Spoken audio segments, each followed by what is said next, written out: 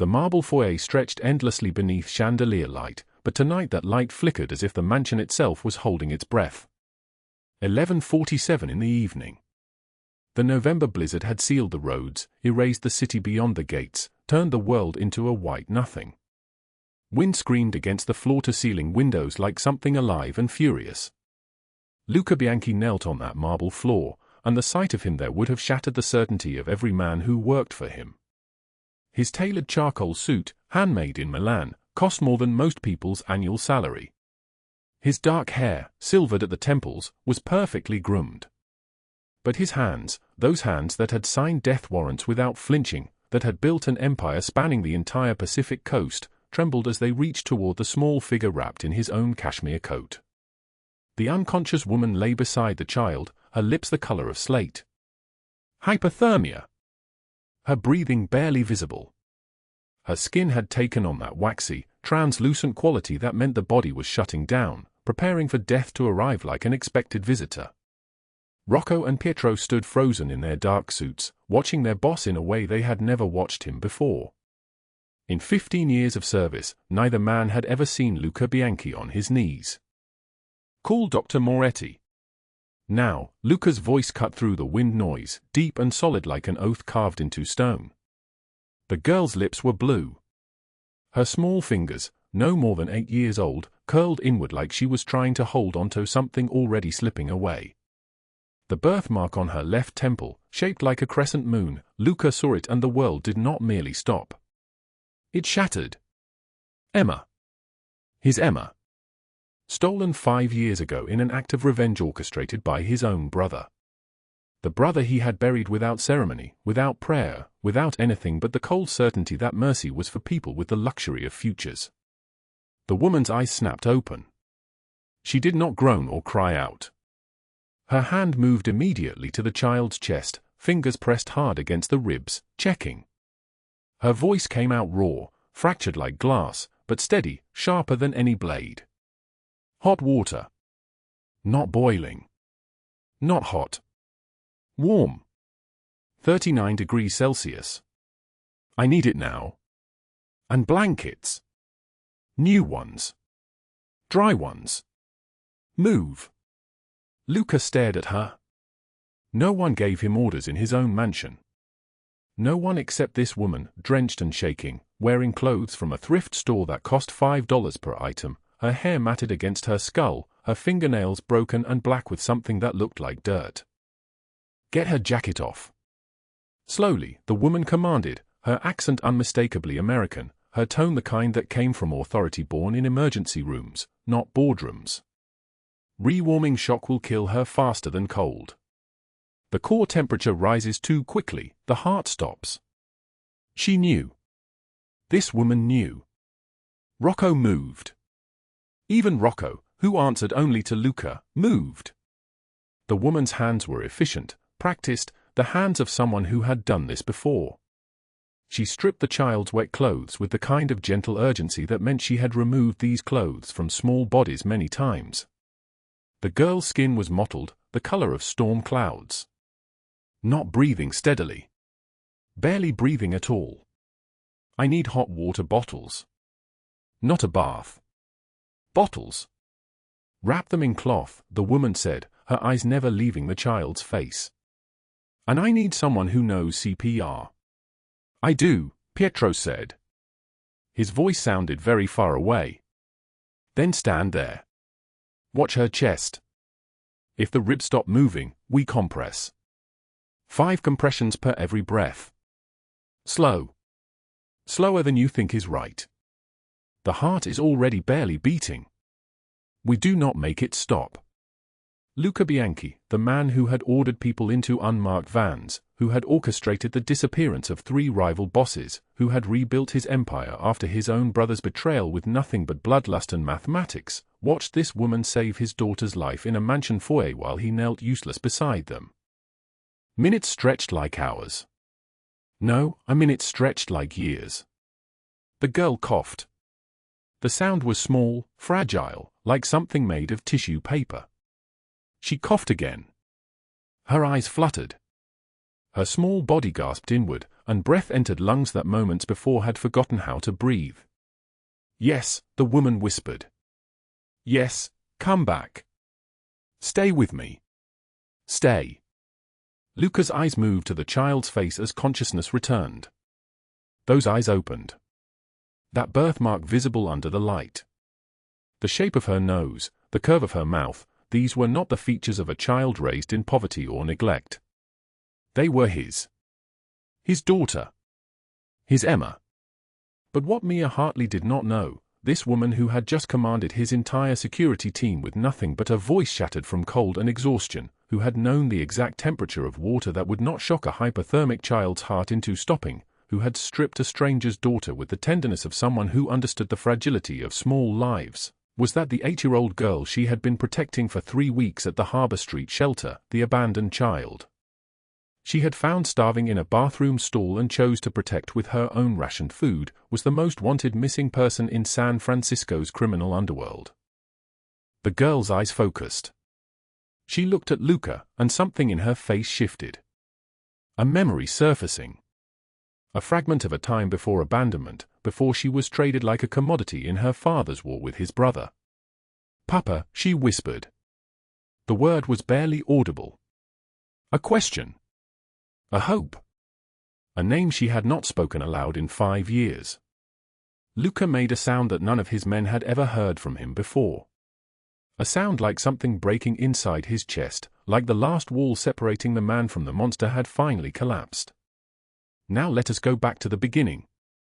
18 months earlier, when Mia Hartley still had a home, when the foreclosure notice had not yet arrived, when she still believed that working 3 jobs meant you would not lose everything. The alarm on her phone read 5:32 in the morning. Mia reached over in the darkness and silenced it before it could wake her roommate, Emma Chen, who worked the night shift at the hospital and slept until noon when her body allowed it. The apartment was small, 1 bedroom, a kitchen that faced an alley, a living room where Mia had slept for the last 4 months since her ex-boyfriend Douglas had made it clear that she was not welcome in the bedroom anymore. She had $5.42 in her checking account. She counted this money every morning the way other people checked their reflection in mirrors. The amount never surprised her anymore. Numbers had become her prayer, her desperate math, her constant calculation of how many more days she could survive. The November cold seeped through the single-pane window. Outside, the city was still dark, the streets empty, the kind of silent that only happened in those hours before dawn when even the homeless population retreated into shelters and under overpasses. Mia pulled on the same jeans she had worn for 3 days. They were clean enough, she had rinsed them in the sink, and a sweater so worn that the cuffs had unraveled at the seams. Her hair, once the color of chestnuts, had faded to a dull brown. She had cut it herself 3 months ago because a salon cost $40 and there was no version of her future where $40 was not a life-changing amount of money. She looked in the mirror above the apartment's single bathroom sink. The face that looked back was not quite hers. This face was 32 years old but appeared 47. The eyes were hollow in a way that made strangers look away. The skin was pale, stretched too tight over bone. There was a bruise on her left cheekbone, almost healed now, shaped like a thumbprint. Douglas's thumbprint. But that was old news. That was from 6 weeks ago, before she had learned to make herself smaller, quieter, less present in her own home.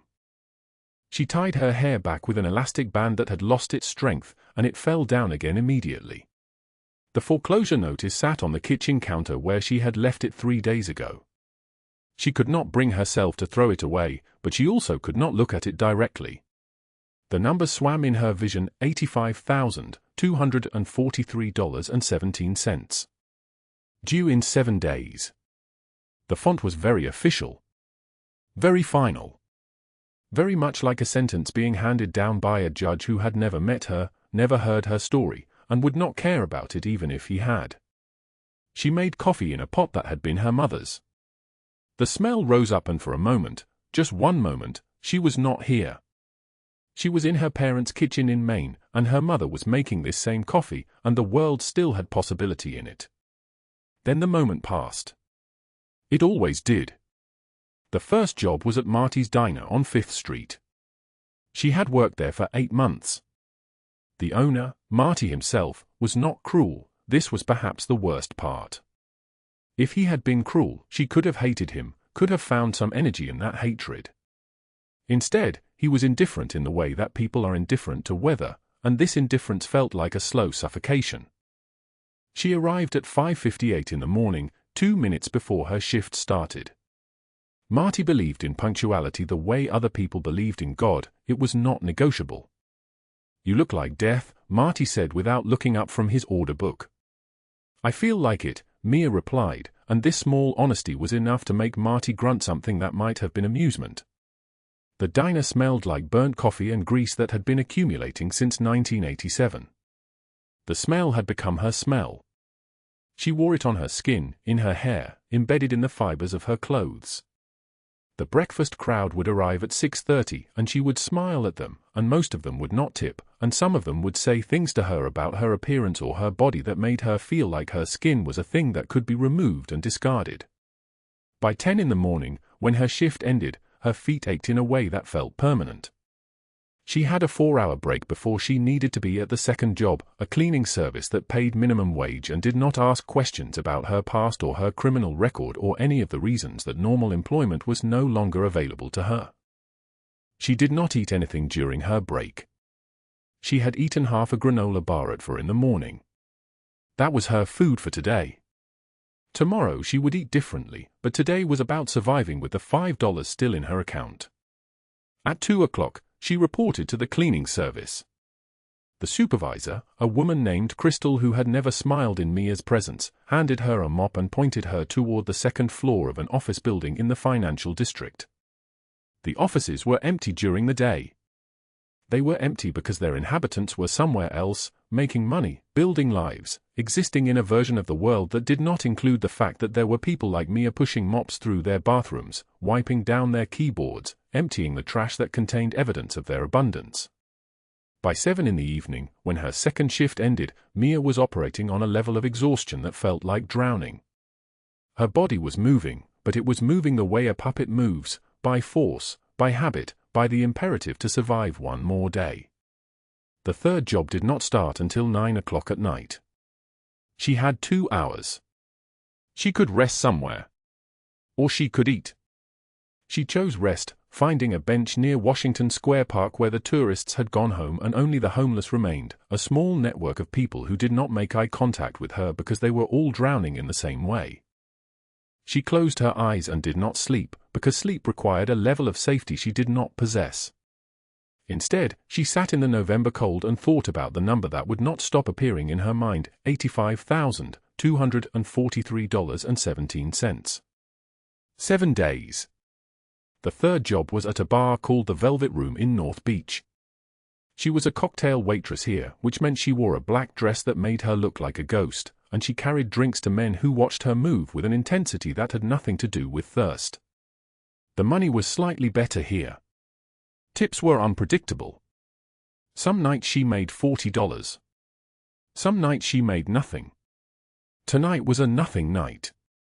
The bar was slow. Her feet moved through empty space. The bartender, a man named Kevin who had asked her to sleep with him 3 times and had not stopped asking after she said no, ignored her completely when she was not working. At 1 in the morning, Marty released her. She had made $7 in tips. She added this to the $5.42 she had possessed that morning. $12.42. This was her profit for 18 hours of work. She did not go home. Douglas would be awake, and she was too tired to make herself small enough to fit around him. Instead, she walked to the all-night laundromat on Mission Street, paid 75 cents for a machine that would run for 40 minutes, and sat on the plastic bench watching her jeans spin through the spin cycle. The fluorescent lights hummed above her. An old man slept in the corner, his possessions arranged around him like a perimeter. A young woman with a child sat holding a clothes basket like it was a life raft. Mia looked at the clock. It was 2:15 in the morning. In 5 hours, she would need to be at Marty's diner. She would not sleep. She had not slept more than 3 hours in the last week. Her body was beginning to betray her, small things at first. A tremor in her hands. A ringing in her ears. A feeling like her vision was not quite connecting to reality. She gathered her damp clothes and walked back toward her apartment. The streets were different at this hour. They belonged to a different version of the city, one where only the desperate and the predatory remained. She kept her head down. She walked quickly. She did not make eye contact with the men who watched her pass. When she reached her apartment, the clock read 3:45 in the morning. She had 45 minutes before she needed to leave again. The door was unlocked. This meant Douglas was home. She stood outside the apartment for a full minute, her hand on the doorknob, gathering the resolve to enter the place where she slept. The hallway smelled like old curry and mildew. A neighbor's television played very faintly. The building was held together by the kind of neglect that only happened when landlords did not believe their tenants deserved anything better. She turned the knob and stepped inside. The apartment was dark. She could hear Douglas breathing from the bedroom, deep breaths, the sound of sleep, the sound of a man who did not have to wonder where his next meal would come from. She moved toward her spot on the living room couch, moving in the way she had learned to move, in the way that did not disturb the air, in the way that made her presence as invisible as possible. And in that moment, at 3:46 in the morning, in an apartment that was no longer hers, in a life that had become unrecognizable, Mia Hartley did not know that everything was about to change. She did not know that in exactly 12 hours and 1 minute, a child would come into her life. She did not know that this child would become the reason she would have to be brave. She did not know that the machinery of fate was already moving, already placing pieces on a board, already orchestrating a collision between her broken world and a world she could not have imagined. For now, she lay down on the couch that was not hers in an apartment she was slowly losing, and she closed her eyes, and she waited for morning to arrive like all the other mornings had arrived, without mercy, without warning, without anything except the absolute certainty that she would have to get up and do it all again. The apartment was cold. Mia Hartley sat on the edge of the bed that was no longer hers, the foreclosure notice crumpled in both hands, the paper soft from being folded and unfolded 1,000 times. $85,000. 7 days. The numbers had stopped making sense 3 weeks ago. She had stopped making sense 3 weeks ago. The lamp on the nightstand cast a yellow circle across the mattress. She counted the bills again, though she already knew the answer. $5. A single $5 bill and 37 cents in coins scattered across the nightstand like the fragments of a life that had shattered into pieces too small to reassemble. $5 was nothing. $5 was everything. $5 was what stood between her and the street that was already calling her name. Douglas slept in the next room. She could hear him snoring, the sound thick and wet and animal. 3 years ago, she had loved that sound. 3 years ago, she had believed it meant she was safe. The apartment had changed. She had changed. The man in the other room had revealed himself as something that wore a human shape but held nothing human inside. The bruise on her left arm had faded to yellow and green. The one on her ribs was still purple, tender when she breathed too deeply. She had stopped flinching when he threw things. She had stopped crying when he screamed. She had stopped believing that things would get better because belief was a luxury she could no longer afford, and every moment she spent hoping was a moment she was not planning how to leave. The restraining order sat in a folder under the sink, signed by a judge whose name she could not remember. She had filed it 4 times. For time she had gone to the police station and sat across from Officer Martinez, who drank beer with Douglas every Friday at the bar on Valencia Street. Officer Martinez had yawned the last time she came in. He had actually yawned while she was telling him about the door Douglas had punched through, about the blood on her cheek, about the way he had said he would kill her if she ever tried to leave him again. "He's going through a rough patch," Officer Martinez had said, chewing gum, not looking at her. "Good guy. You probably did something to set him off." She had left the station and never gone back. The eviction notice had come on a Tuesday. Douglas had thrown it in the sink and told her it was not his problem, that if she had not been so useless and lazy, they would not be in this situation. She had packed a suitcase at 2 in the morning while he slept, but she had nowhere to go. Her mother was dead, Her father had stopped returning her calls after Douglas hit her the first time, and she had chosen to stay. Her friends had slowly disappeared, the way friends do when a woman keeps choosing a man over them. The 2009 Honda Civic had belonged to her sister once, before her sister moved to Portland. Mia still had the keys. She had not told Douglas. She had hidden them in the bathroom ceiling tile for 3 months, checking them every day to make sure they were still there, still real, still a possibility. The night of the eviction, she had sat in that car with the engine running and the heat on full blast, parked on a street 3 blocks away, afraid that if she drove too far he would find her. The seats were worn through. The radio only played static and 1 AM station that broadcast religious sermons at night. She had driven in circles until she found a parking lot behind a strip mall, and she had slept there, every window fogged with her breath, her body curled across the front seat like an animal in a cage. That was 18 months ago. The bathroom of a gas station at 5 in the morning was a particular kind of cold. The water never got warm. The soap smelled like artificial flowers and plastic.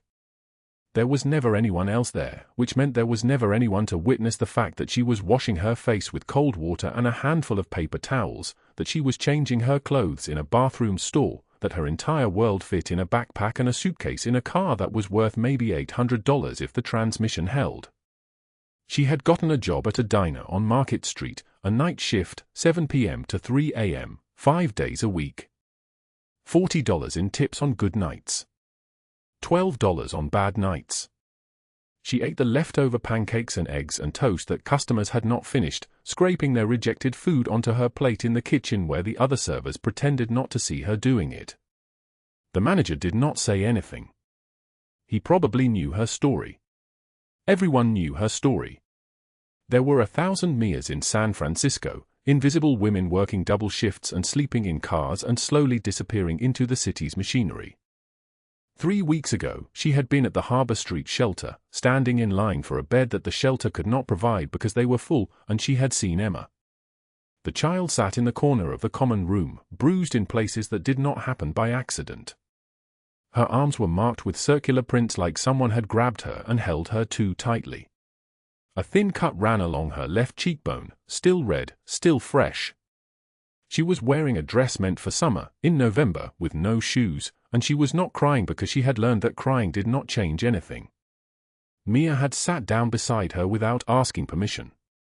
Emma had flinched, her entire body going rigid, her dark eyes wide and glassy with a fear that was old and deep and lived inside her like a second skeleton. "What is your name?" Mia had asked, keeping her voice low and steady, the way you speak to a bird that might fly away. Emma, the girl had said in English that was accented somewhere else, somewhere with cypress trees and stone buildings and a language that was not English. "Me nome e Emma Bianchi. But I do not have a family. The man took me. He said my papa was dead. He said no one was coming to find me. He said I could not leave." No one claimed her. The shelter had called the police had filled out paperwork, and the case had gone into the system where thousands of other cases were already stacked. The shelter needed the bed. They had asked if anyone wanted to take her temporarily, and Mia had said yes without knowing how she would feed her, how she would shelter her, how she would keep a 7-year-old girl alive on a salary that did not keep Mia alive. She had taken Emma to the diner. Emma had sat in the back booth during shifts, coloring on the margins of old newspapers, her bruises slowly fading to yellow and then to nothing. Mia had stolen extra food, had hidden peanut butter and bread in her backpack, had rationed the small amounts of protein so that Emma would eat first and Mia would take whatever was left. She had not slept more than 4 hours a night. She had not cried because crying took energy and energy was currency. She had not allowed herself to believe that this situation could continue indefinitely because belief would crack her open and she needed to stay sealed and functional and invisible. The blizzard had come on a Wednesday. The weather report had warned of it, but warnings were for people who had homes to shelter in, for people who had heat and windows that closed properly and decisions to make about whether to venture outside. For Mia and Emma, the blizzard was simply a fact that arrived without negotiation. The shelter had been full. Every shelter had been full. The soup kitchen on Mission Street had been closed for a holiday no one had remembered until Mia arrived and found the doors locked and the lights off. The temperature had dropped to 23 degrees. The wind had teeth. She had held Emma's hand and walked through the snow, their breath turning to ice crystals, their feet numb inside shoes that were not meant for cold, moving through the white silence of the city transformed into something unrecognizable and hostile. Emma had stopped speaking. She had stopped shivering. Her lips had turned grey. Just a little further, Mia had kept saying, though she had no idea where further led, though she had nowhere to go, though every step was a step toward a wall that was approaching no matter how fast she walked. And then she had seen the lights. The mansion rose behind iron gates like something from a story that people read to children in houses with heat. The windows blazed yellow. The lawn was manicured. The driveway held a black Mercedes and a Range Rover and another vehicle she could not identify. Christmas lights draped the eaves like something from a dream of normalcy. Mia had collapsed at the gates, her knees giving out, her fingers too numb to grip properly, but Emma had been shivering so badly that her teeth chattered audibly, and something inside Mia had crystallized into pure necessity. She had gripped the iron bars and banged on them with frozen fists, the sound flat and desperate in the snow. "Please," she had screamed into the wind. "Please, my daughter is freezing. Please, we need help. Please." The security cameras mounted on the gate swiveled silently. Red lights blinked. Deep inside the mansion, in rooms she could not see, men in expensive suits heard the sound of fists against iron and began to move. What Mia did not know was that the man who lived in that mansion was named Luca Bianchi, and he was the most powerful criminal in California. She did not know that the woman beside him, Diana Whitfield, had spent the last 15 years organizing a network designed to control the lives of vulnerable women. She did not know that Douglas Hale was, at that very moment, reviewing surveillance footage on his phone in a cheap motel room downtown, his face contorted with rage because his ex-girlfriend had disappeared 3 weeks ago, and he had found something on the dark web that suggested she was alive somewhere in the city. She did not know that the child she had saved was someone's daughter. She did not know that everything she was about to sacrifice would not be enough. She did not know that love would demand a price higher than she had ever imagined. She only knew that the gates were opening, and Emma was being lifted into warmth, and for the first time in 18 months, Mia Hartley was not invisible anymore. The hospital room hummed with the sound of monitors keeping time like a heartbeat that was not her own. Fluorescent lights bleached everything white, stripping away shadow and mercy. Mia's eyes opened to and four taped to her inner arm, the needle a cold puncture point in skin that had forgotten what safety felt like. Her fingers moved instinctively toward the tube, ready to rip it free, when her throat constricted with a single terrifying question. "Where is Emma?" She tried to sit up. Pain shot through her ribs, a reminder that her body had spent 18 months betraying her, starving, freezing, holding on with nothing left to hold. The monitors spiked. Footsteps approached from outside the door, heavy and measured. Rocco filled the doorway first, a man with shoulders broad as an axe blade and hands that looked like they had gripped far worse things than medical clipboards. Behind him, Pietro blocked the exit like a wall of black fabric and controlled menace. Both wore suits that cost more than everything Mia had owned in her entire life. "Don't move," Rocco said. His voice was not cruel, just absolute. "You are not finished healing. I need to see Emma." Mia's voice cracked like old wood. "Please. I need to know she is safe. I need to see her right now." "She is safe," Pietro said quietly. "She has been asleep for 4 hours. She is in the room across the hall." "A doctor examined her?" "Mia, she is alive because of you." The door opened wider. Luca Bianchi entered the room like a man entering his own kingdom, and everything in the space seemed to reorganize itself around his presence. He was tall, 6'3", with shoulders that carried themselves like weapons forged from experience. His hair was dark, streaked with silver at the temples, combed back with deliberate precision. But it was his eyes that held her, storm gray, unflinching, the color of something that had watched too much and forgiven too little. A scar ran from the corner of his left eye down to his jaw, thin and pale, like a question mark carved into his face. He wore a white button-up shirt open at the collar, exposing skin the color of old parchment, and a black cashmere coat that hung from his frame like silk water. On his left wrist, a gold watch caught the fluorescent light. On his fingers, rings of silver and platinum that suggested centuries of power compressed into metal and flesh. He did not ask permission to sit. He simply pulled a chair beside her hospital bed and lowered himself into it with the controlled grace of a man who had spent his entire life being watched. "My name is Luca Bianchi," he said. His voice was deep and solid like an oath carved into stone. "You are in my home. My doctor has confirmed that you are malnourished, dehydrated, and suffering from early stages of hypothermia. You will stay here until you are well." Mia's hands trembled. "I don't understand. Who are you? Why am I here? I need to leave. I can't impose on anyone. I never asked for." "Tell me where you found her," Luca interrupted, not unkindly. His eyes were fixed on her face like a man reading an ancient text. "Tell me everything."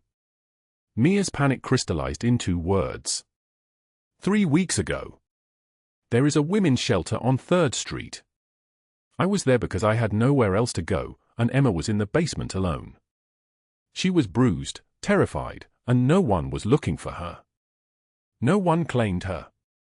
The shelter's social worker said they would put her in the system, and I couldn't let that happen. So I took her. I know that was illegal. I know I had no right, but she was alone and I couldn't leave her alone. Luca reached into his coat pocket. His hand emerged holding a phone, the screen already glowing.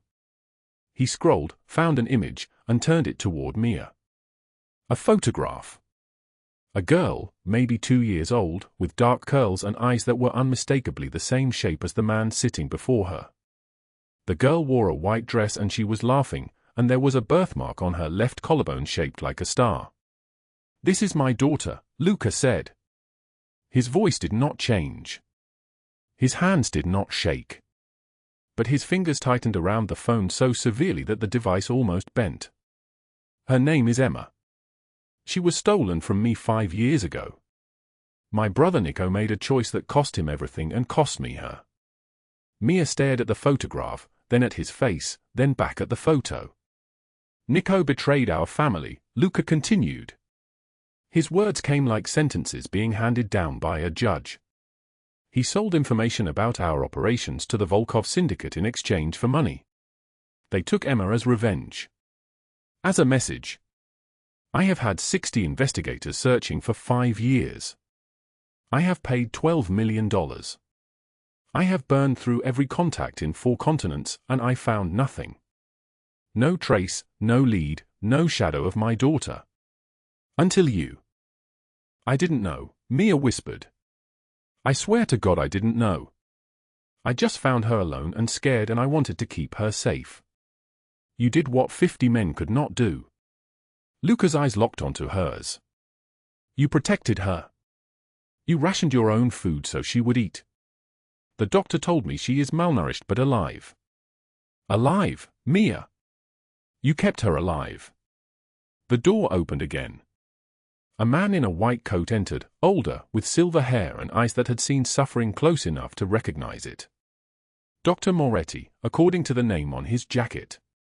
He carried a tablet and his expression was carefully neutral. "The child is stable," he reported, addressing Luca directly. "Mild malnutrition, some bruising consistent with neglect, but no fractures, no internal injuries. Her vitals are strong. She has been asking for the woman." Dr. Moretti's eyes moved to Mia. "She calls her Vivi." "Vivi," Luca repeated softly. "Short for Mia." Rocco and Pietro exchanged a glance, the kind of look that passes between men who have served someone for a very long time and are watching that person change in real time. In 15 years of working for Luca Bianchi, they had never heard him say a woman's nickname like that. Like it was something sacred. Luca leaned forward. His right hand reached into his jacket pocket and withdrew something that caught the light, a check, already filled out, already signed. He placed it on the white blanket covering her lap. $85,000. Mia stared at the numbers. The zeros. The amount that had been devouring her thoughts every single day for the last 7 days. The debt that had felt like a coffin lid closing. I cannot take this, she said. Her voice shattered like glass. I don't know you. I haven't earned this. I can't. It is not charity, Luca interrupted. It is a debt. You saved my daughter's life. This number is irrelevant compared to that. $85,000 clears your foreclosure. Your car is already being transferred to a secure garage. Your belongings are being transported from wherever you have been storing them. You and Emma will live in this house until you decide where you want to be. No one will touch you here. Why would you help me? Mia's question broke open with all the pain of 18 months living in her car, 18 months of being invisible. I am nobody. I have been homeless for 18 months. Everything I own fits in a garbage bag. Douglas Hale has been stalking me for 8 months. He broke my ribs when I tried to leave him. I filed 4 police reports and Officer Martinez laughed at me. Laughed. I kept moving because I thought that would keep him from finding me. That is why I had only $5 in my pocket. That is why I had nothing left. Everything went to staying invisible. Luca's jaw tightened. The scar along his jaw seemed to deepen, to become something 3-dimensional and alive. Rocco, he said, still looking at Mia. Find everything on Douglas Hale. Every account, every contact, every camera that has filmed him. I want to know where he sleeps. I want to know what he eats for breakfast. I want to know the names of every police officer who refused to protect her. Already started, Rocco replied. His phone was already in his hand. You are not nobody, Luca said, turning back to her. His eyes moved from her face down to her hands, noticing the calluses, the bruises, the permanent way her fingers curled inward from gripping the steering wheel for so long. The people who did this to you believed you were nobody. That belief needs to be corrected. The monitors beeped steadily. Outside the window, San Francisco's skyline glittered against the storm, 13,000 lights burning in the darkness. Somewhere in this mansion, across a hallway, Emma slept in clean sheets with a full stomach for the first time in 3 weeks. Mia felt something shift inside her chest, not hope exactly, because hope had been starved out of her long ago. But something like the memory of hope. Something like possibility. The door opened a 3rd time. Emma stood in the doorway in a small white nightgown, her feet bare, her hair tangled from sleep. Her eyes were unfocused until they found Mia, and then they cleared with the intensity of a child recognizing her entire world in one person's face. Vivi. Emma's voice was small and uncertain. Where did you go? Luca stood. He moved toward his daughter with the careful precision of a man approaching something so fragile that breathing too hard might break it. This is someone very important, he said. His voice had changed entirely. It had become something tender. Something like a prayer. This is the woman who saved your life. Emma looked at him with confusion, then reached past him toward Mia, her small arms extended. Mia tried to move, to sit up, but her body was too weak. Instead, Luca lifted Emma and carried her to the bed, setting her down carefully in the space beside Mia, where the child curled against her like she was coming home. Do not leave, Emma whispered. I am not going anywhere, Mia said. 3 blocks away, in a motel room that reeked of cigarette smoke and stale beer, Douglas Hale sat on the edge of a sagging mattress with his phone clutched in both hands. His face was the color of old bruises. His knuckles were split and bleeding from punching the reinforced gates of a mansion he could not enter. On his phone screen was surveillance footage. A gate opening. A woman being carried inside by men in black suits. A child being lifted from the snow. His ex-girlfriend was alive somewhere in this city. And she had disappeared into the home of someone important enough to employ private security. Meanwhile, in a penthouse apartment overlooking the bay, Diana Whitfield sat at an antique desk that had belonged to her grandmother, reviewing a list of contacts. Her fingers were long and manicured, painted the color of dried blood. Her face was beautiful in the way that frozen things are beautiful, perfect and utterly without warmth. She had spent 15 years building a network. Women's shelters. Child protective services. Media contacts. Police connections. A web designed to trap vulnerable women and keep them trapped. And now, somehow, Luca Bianchi had just rescued one. Her phone buzzed. A text from Douglas Hale. She is inside his house. The Bianchi mansion. What do we do? Diana's fingers moved across her keyboard. She had connections at Child Protective Services. She had journalists on speed dial. She had a story ready to deploy. Mia Hartley, unstable homeless woman, possibly dangerous, possible kidnapper of a child who should be in the system, investigation necessary. By morning, the Whisper campaign would begin. The wind howled against the windows of the hospital room. Inside, Mia held Emma's small hand while the child slept, and across the hallway, Luca Bianchi stood at a floor-to-ceiling window, watching the storm and understanding that his world had just become infinitely more dangerous and infinitely more worth protecting. The fluorescent lights of the hospital hallway hummed their electric lullaby, and Mia Hartley sat motionless in a plastic chair outside Emma's room, her fingers tracing the edges of a crayon drawing the child had made that afternoon. 3 people holding hands. A heart drawn in purple crayon, thick and uneven. She had not slept in 37 hours. Her eyes were the color of ash, rimmed with the kind of red that comes from crying until there is nothing left to cry. In the room behind her, Emma slept the deep sleep of children, her small chest rising and falling beneath hospital blankets that cost more than Mia had earned in a month. The castle was safe now. That is what Luca had promised her. That is what his men repeated in their low voices as they patrolled the halls. The Bianchi mansion was a fortress. Its gates had stood for 53 years without breach, without intrusion, without a single moment of vulnerability. But fortresses, Mia understood, were only as strong as the people inside them believed they were. She did not know that Douglas Hale had already moved twice. Once from the apartment where Officer Martinez had helped him set up surveillance equipment aimed at the mansion gates. Once from a motel in the Mission District where he had spent 3 days studying the security patterns, counting the guards, learning the rhythm of their rotations. He had a crowbar in his hands now. A length of rebar. The kind of tool a desperate man uses when desperation has eaten away everything else: reason, fear, the understanding that some doors should not be forced. The security breach happened at 2:33 in the morning. 3 nights after Mia had collapsed at the mansion gates. 3 nights after Luca had carried Emma inside his home and understood, in the space between one heartbeat and the next, that his daughter was alive.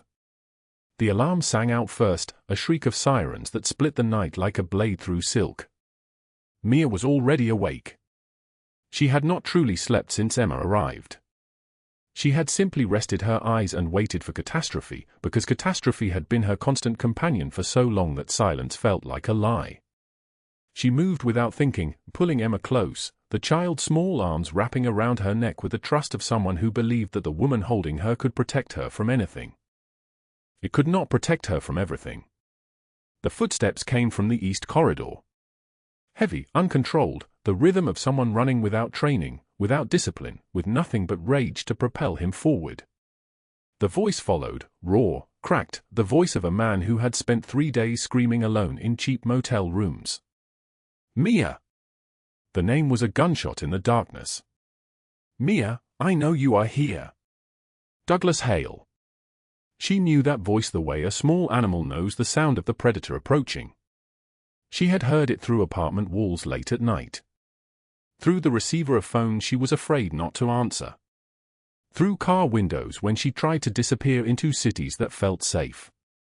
She knew it in her bones, in her teeth, in the space behind her sternum where fear lives and feeds. She positioned herself between Emma and the door.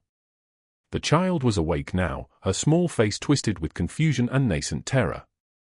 Mia placed a hand on her head and whispered words that were not true but sounded like they might be. I am here. I will not let anything hurt you. The door burst open. Douglas Hale filled the frame, 34 years old, his face twisted into something that barely resembled a human expression. His eyes were hollow sockets of broken capillaries and sleeplessness. He wore a black jacket stained with what looked like blood, though whether it was his own or someone else's, Mia could not tell. In his right hand, he held a crowbar. Its metal caught the emergency lighting and held it like a curse. "You ruined my life," he said. His voice was not loud anymore. It was worse than loud. It was the voice of someone who had moved beyond rage into something colder, something more absolute. "I will make you pay. I will make her pay. I will make you both disappear, and no one will ever know what happened." He moved toward them. 3 steps. The crowbar raised. Mia did not scream. She had learned long ago that screaming did not help. Instead, she pulled Emma behind her and waited for the blow that would never come. The hand that caught the crowbar belonged to Rocco, Luca's lieutenant, a man whose shoulders were the width of a doorway and whose knuckles carried the scars of 15 years spent solving problems that other men could not solve. He appeared as if the shadows themselves had given him form. Behind him came Pietro, younger, faster, moving like a blade wrapped in ice. And behind them came Luca himself. Luca Bianchi stood in the doorway of his daughter's hospital room, and for the first time in his daughter's lifetime, he was not the most dangerous thing in that space. The crowbar fell from Douglas Hale's hands. It clattered against the linoleum and bounced with a sound like a bell, high and hollow. Rocco had disarmed him in the space of 3 seconds. In the space of 4 seconds, bones cracked. They cracked with the sound of branches snapping, of things breaking that were not meant to break. Douglas Hale fell. He fell like a puppet with its strings cut, collapsing onto the hospital floor with a cry that was not quite human. "Take him," Luca said. His voice was like thunder trapped in a bottle. "Ensure Officer Martinez is collected as well. Both of them will face the federal system by morning." Rocco and Pietro did not ask questions. They lifted Douglas Hale from the floor, restraining his broken arms with professional efficiency, and moved toward the exit. His screams echoed down the hallway, growing smaller and smaller until they disappeared into the night like a record of pain being wound backward. Luca turned. His eyes found Mia first, took in the terror there, the way she was shaking, the way one of her hands was still pressed against Emma's head as if she could shield the child from all knowledge of evil through pressure alone. His gaze softened in a way that his men had never witnessed. In 15 years, they had never seen it. That softness. "You are safe," he said. "Both of you. They are gone." But Mia knew something that Luca did not. Safety is not an absolute state. It is only the absence of immediate threat. And somewhere in the city, in a penthouse apartment overlooking the bay, Diana Whitfield was making calls. The judge's answering service picked up at 3:15 in the morning. Diana did not bother with courtesies. She had been calling judges for 15 years. They knew her voice. They knew what her voice meant. It meant money was being moved. Favors were being called in. The machinery of the legal system was being greased. "I need an emergency custody hearing," she said. "This week. Tuesday at the latest. A child has been taken from the protective system and placed in the home of a known criminal. There is a risk of imminent harm. I am prepared to testify that the child's current caretaker is mentally unstable, homeless, and potentially dangerous. The child's safety requires immediate intervention." The judge was quiet for a long moment. "Then, I will look at the filings." By morning, the filings were done. By afternoon, the news crews had been notified by an anonymous source, a concerned social worker, they were told, about a scandal involving the Bianchi organization and an endangered child. By evening, Diana Whitfield appeared on the evening news in a cream-colored suit that cost $3,000. Her hair was perfect. Her face was composed. She looked like exactly what she was, a woman who had learned to weaponize her own beauty and virtue. "This child deserves stability," she said to the camera. "Not to be a pawn in the dangerous games of men who have built empires on violence. I am asking the court system to do its job. To protect the vulnerable. To bring this child into the foster care system, where she belongs." The news anchor nodded with the grave expression of someone who did not understand that they were being used. Behind them, in a sprawling mansion overlooking the ocean, Mia watched the broadcast and felt the ground beneath her give way. They were right. Everyone said so. The comments beneath the video multiplied by the thousands. Dangerous woman. Homeless. How could she be trusted? A child deserves better. Better than this. Better than her. And Mia understood, with the crushing certainty of someone who had always known this moment was coming, that she had borrowed safety that was never hers to keep. The balcony was freezing. The rain fell in November sheets, cold enough to burn wherever it touched skin. Mia stood at the iron railing of the mansion's western balcony at midnight, 3 days before the custody hearing, and understood that she had made a terrible mistake. She had allowed herself to believe in something impossible. She had allowed Emma to believe it too. Her hands shook as she held the railing. Not from cold, though the cold was absolute. From something deeper. From the bone-level knowledge that she was standing at the edge of a cliff, and jumping might be the kindest thing she could do for everyone who had started to care about her. She was nobody. She had always been nobody. The foreclosure notice, the $5 in her pocket, the month sleeping in a car, these were not temporary circumstances. They were destinations. They were where she had always been going. And now she had dragged a child along with her? An innocent child who deserved better than this. Better than her. Better than the darkness that followed her like a shadow that refused to leave. The rain soaked through her borrowed clothes. She thought about walking. Just walking away. Disappearing into the city, taking buses north, becoming invisible in Portland or Seattle or somewhere far enough away that Emma's life could normalize. The court would give Emma to someone else. Someone worthy. Someone who had not spent 8 years in an abusive relationship. Someone whose presence did not attract lawsuits and news vans and social workers. The glass door behind her opened. Luca emerged, carrying a cashmere coat that probably cost more than Mia had earned in a year. He placed it around her shoulders without asking permission. His hands were warm. Everything about him was warm, which made no sense in the freezing rain. "You are thinking of leaving," he said. It was not a question. He had learned to read her the way he read books, taking in every word, every space between words, building the meaning from fragments. Mia could not answer. If she tried to speak, she would break into pieces too small to reassemble. "You saved me on the worst night of my life," Luca continued. His voice was steady. His voice was a life raft made of sound. 18 months ago, when I thought my daughter was dead, when I had resigned myself to a life of breathing without living, you knocked on my gate. You did not know who I was. You only knew that you had a child who needed help. You asked a stranger for food. Courage like that does not come from someone who is nobody. They are right, Mia whispered. Everyone. The news. The judge. I am broken. I am. You are the person who fed a child with food meant for her own mouth, Luca said. You are the person who loved my daughter before you knew she was my daughter. You are the person who taught me that it is possible to love something so completely that you are willing to erase yourself to protect it. That is not nobody. That is everything. Through the glass door, through the bedroom window, Mia could see Emma sleeping.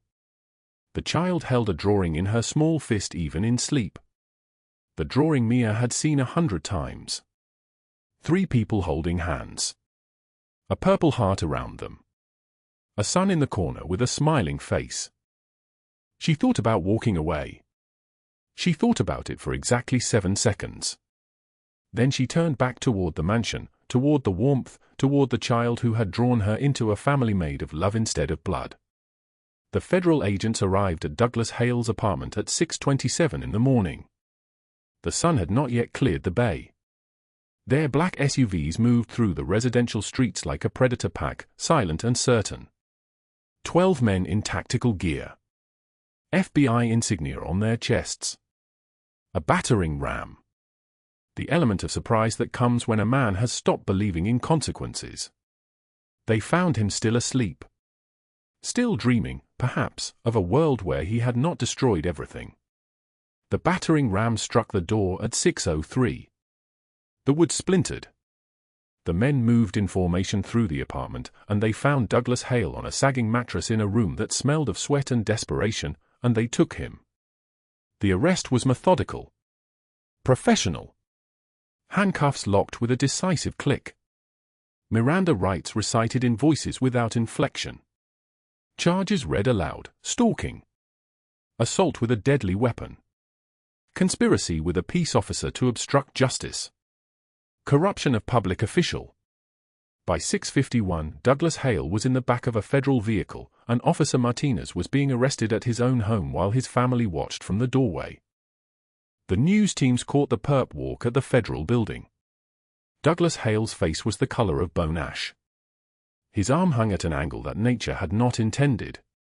He trembled like a cornered animal brought into daylight for the first time. His voice, when he tried to speak, came out as a sob. "Please, I will disappear. I will leave her alone. Just please, I will go away, I will." But the federal system did not negotiate with men like him. By afternoon, 3 networks were running the story. By evening, every local news outlet. The perp walk played on a loop. His name appeared in bold letters: Douglas Hale. Stalker. Assaulter. Conspiracy. Facing 40 years if convicted, his public defender said, though his tone suggested conviction was inevitable. But justice has 2 targets when a woman strikes back against the men who hunted her. Diana Whitfield's downfall came on a Tuesday morning. Federal prosecutors arrived at her Nob Hill estate with warrants and the kind of certainty that comes from 9 months of investigation. Her financial records, it turned out, were not as clean as her appearance suggested. Bribes paid to the judge in the form of donations to his daughter's medical school fund. Tax evasion spanning 7 years. Money laundering through her shelter network. The crimes were not crimes of passion or desperation. They were crimes of calculation. Of someone who had weaponized the system intended to protect the vulnerable. They led her out in handcuffs at 10:23 in the morning. Her scream carried down the street like a siren. "Do you know who I am?" she demanded. "Do you understand what I do for this city? I help children." The federal agent placing her in the vehicle did not flinch. His voice was steady, unmoved by her fury or her status or her absolute certainty that rules like this did not apply to women like her. "Yes, he said. "We know exactly who you are. And that is why you are under arrest." The news vans followed her to the federal building. Every camera caught her face, the moment when perfection cracks. When the composed expression shatters. When a woman realizes that her power was always an illusion, that the system she thought she controlled had been documenting her crimes all along. 40 years for Douglas Hale. 35 years for Diana Whitfield. Assets seized. Bank accounts frozen. Her name removed from the boards of the organization she had run. The women's shelters she had used as hunting grounds were transferred to legitimate administrators. The judge resigned in disgrace and took a plea deal for 30 months minimum security. Officer Martinez was awaiting trial. Mia watched the news coverage from the mansion library, sitting beside Luca in chairs upholstered in leather that cost more than she had earned in a decade. On the screen, Diana Whitfield's face was being deconstructed by journalists who could not quite believe that someone so respectable had been so corrupt. In the background of the shot, you could see her country club friends turning away. You could see the carefully maintained illusion of virtue collapsing like a building made of cards. "Death would be too quick," Luca said. His voice was soft, almost contemplative. "Too easy. Too merciful. Let them live with what they have done. Let them spend 40 years, 35 years, understanding exactly who they are and what they have destroyed. That is justice." Mia did not disagree. She had learned something in the past 3 weeks that the comfortable world never understands. There is a difference between punishment and consequence. Punishment ends. Consequence stretches forever. And sometimes the longest sentence is simply being required to live as yourself, knowing fully what you are. Emma's small hand found hers beneath the leather armchair.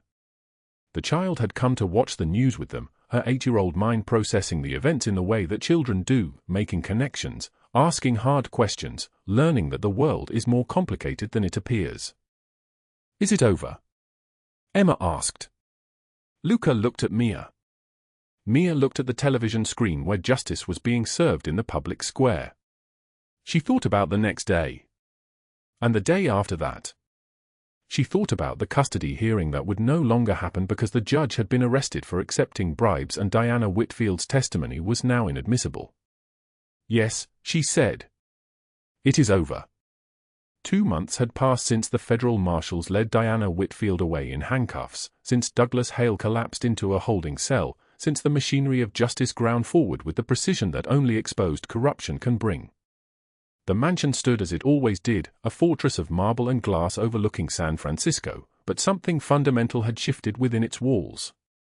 Warmth had moved in like an uninvited guest who refused to leave, and no one, not Rocco, not Pietro, not even Luca himself, knew quite how to respond to it. Mia sat in the therapist's office on the 3rd floor of a building in Pacific Heights, her hands folded in her lap, her shoulders curved inward like a question mark. Dr. Sarah Chen was in her 60s, with reading glasses on a beaded chain and a notepad that she rarely looked at. "You are safe now," Dr. Chen said, and Mia's throat tightened because safety was a word that still felt like a foreign language. "Tell me what that feels like." "Like waiting," Mia said quietly. "Like waiting for the other part of my life to arrive and take this one back." In the study downstairs, Luca stood motionless before a photograph. His twin brother Nico stared out from the frame, their faces mirror images split by years and choices. The photo was old, taken when they were 22, before the betrayal, before the empire, before everything fractured like bone under pressure. Luca's jaw clenched. He did not remove the photograph from the shelf. He simply stood there, his hand resting on the mahogany desk, as if waiting for the image to change, for time to reverse, for his brother to become someone other than what he was. The door opened without a knock. Mia stood in the threshold, her new clothes fitting differently than her old rags, a dark sweater, jeans without holes, socks that matched. These small absurdities of comfort still surprised her. "Luca?" Her voice carried the careful gentleness of someone learning not to be afraid. "I saw the light under the door. Are you okay?" He did not turn around immediately. When he did, his expression was something between stone and sorrow. "My brother Nico," he said, gesturing toward the photograph. "My twin. I trusted him with the routes, the suppliers, the names of every person who worked for us. There were no secrets between us. Not then." He paused. The silence in the study was absolute, no street noise penetrated these walls, no sound of the city outside could reach them here. He sold everything to the Volkov Syndicate for $3 million. 30 pieces of silver does not seem so different across centuries. Mia crossed the room slowly, the way you approach a wounded animal. She stood beside him, not touching, but close enough that her presence registered like warmth. "Emma," she said. "They took Emma to punish you. 5 years old. She was wearing a yellow dress. I can still see the exact yellow of it." His voice did not change pitch, but something in the words themselves cracked like thin ice. "They left me a choice. Show mercy to my brother, lose everything. Show strength, make an example of him. Save my daughter or save my soul." He turned to face Mia. "I chose survival. I chose Emma. Federal witness protection placed Nico in Montana somewhere. I will never see him again. My twin. My first friend. My only brother." Mia's hand found his. Her palm was calloused from work, scarred by life, but her grip was steady. "You made the only choice you could," she said. "Just like I chose Emma over my own safety when I found her at the shelter. Just like I chose to stay outside in the freezing rain rather than risk leading Douglas back to her. We protect what matters. Sometimes protection means losing something else." Luca looked at their joined hands. I spent 15 years becoming someone who could carry that weight. Someone hard enough that the choice would not destroy him. But I was wrong about what destroys you. It is not choosing between two impossible things. It is living alone with that choice, knowing no one will ever understand the exact shape of the wound. I understand it, Mia said. Something in his chest shifted, like a lock turning in a door that had been sealed for decades.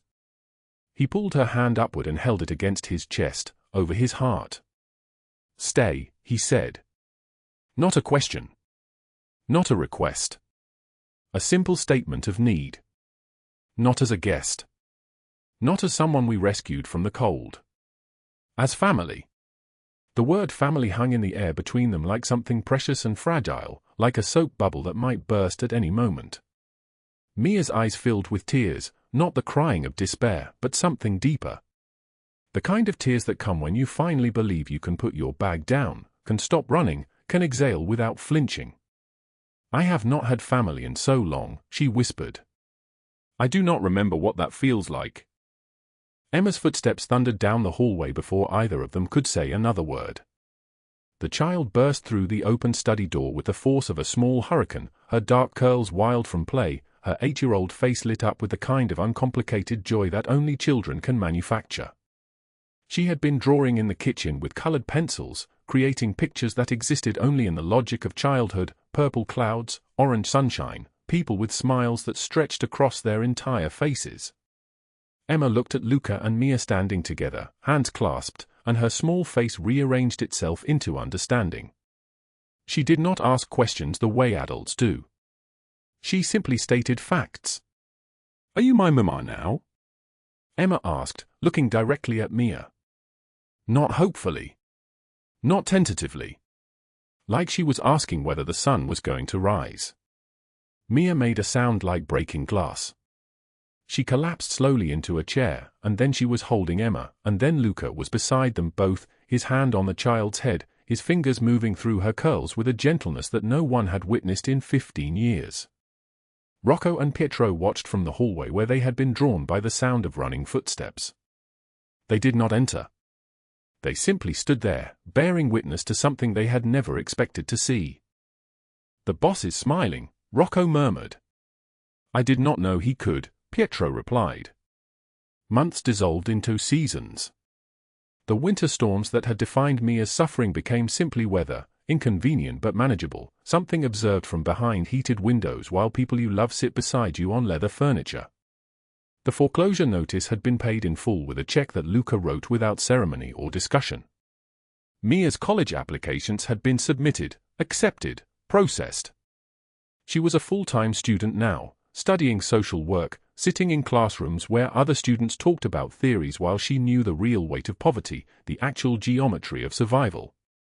On a blizzard evening in December, 6 months after that night in the study, the three of them sat together in the mansion's great room. Outside, snow fell in thick, deliberate sheets. Inside, a fire crackled in the fireplace, and Emma lay on the carpet creating an endless series of drawings, pictures of the three of them together, the house rendered in crayon colors that bore no relationship to reality but somehow captured something more true than accuracy ever could. Luca watched Emma draw. His hand rested on Mia's shoulder. His expression was something between contentment and disbelief, as if he could not quite believe that this moment was happening, that he was allowed to experience something so simple and uncomplicated as peace. Do you regret letting me stay that night? Mia asked him. When I came to the gates. When everything was broken. Do you regret it now? You gave me back my daughter, Luca said. You showed me that there is more to life than revenge, than power, than the careful construction of walls against everyone else. I regret nothing. Not one moment of it. Emma looked up from her drawing. I like this, she said simply. All three of us here. Colors are better when they are together. Not just red or just blue. All of them. They sat in silence while the snow continued falling outside, each flake landing on a city that had no idea what had transpired within these walls, what transformations were possible when mercy collided with desperation, when a man finally learned that the most dangerous thing you can do is let someone in, and the bravest thing you can do is stay when the storm arrives. Luca looked at the two people who now defined his world, this woman who had knocked on the wrong door and found the only door that mattered, this child who had been taken from him and returned through the simple act of being found in a shelter by someone with nothing but courage. He held them both, one hand on Mia's cheek and the other on Emma's head, and he spoke words that his men would later repeat in whispers, words that would become something like a code within the organization. Family is not always bound by blood but by those who choose to stay when the storm arrives. If this story moved you, hit that like button right now. Share this with someone in your life who needs to remember that one moment can change everything. Subscribe to this channel because tomorrow we have another story that will leave you speechless. Drop a comment below and tell us, have you ever had a stranger change your life? We read every single one. Thank you for staying with us until the very end. We wish you good health, a joyful life, and days filled with peace and happiness. No matter how hard life gets, remember that after the rain, the sky clears. We will see you again in the next video. Goodbye.